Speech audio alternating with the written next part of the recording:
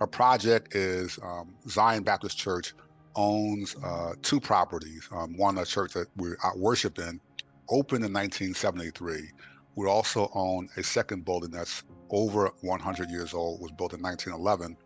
Zion purchased the building in 1969 and operated it as a community center pretty much for almost 40 something years. Somewhere around 2018, we closed it and we began a effort to renovate it and open it back up and to honor Reverend Leon H. Sullivan by naming it the Leon H. Sullivan Community Impact Center.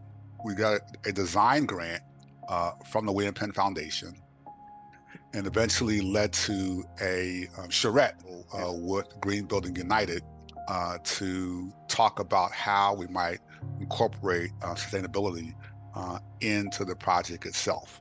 One of the biggest things I think that came from our conversation with GBU and that design charrette was it brought to light the ability to living out practically one of the Global Sullivan Principles. So Reverend Sullivan introduced something called the Global Sullivan Principles in 1977 that he used to help bring down apartheid in South Africa.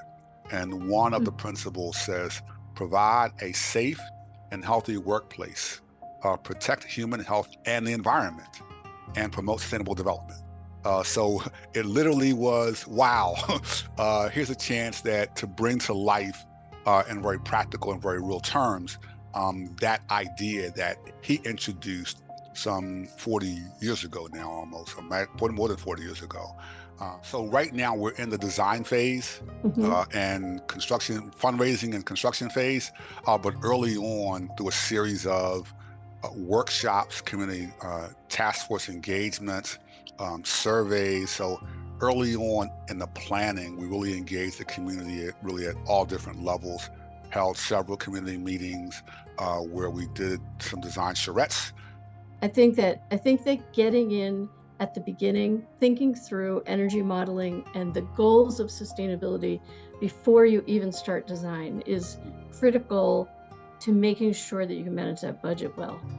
What it really does in energy modeling is it allows you to test different scenarios of insulation levels, different scenarios of air tightness, to be able to pick the optimal level of the different components of the wall so that you can come out with the most energy efficient building.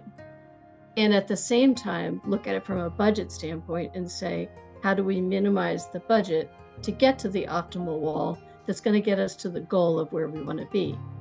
The air sealing has to be more robust to be able to support not gas because of the BTUs going in to heat the building. So that, I think that making the decision to go to LEED, or at least high performance, forced the idea of making an airtight envelope. And with the airtight envelope, the heating demand went down and made the idea of being all electric easier with not too much equipment. And so Zion has these two buildings. And so how can we therefore leverage these two buildings that we have in our hands as a vehicle to really encourage and inspire people to, but not just encourage and inspire, but to actually be a tool, a vehicle to bring about change for people.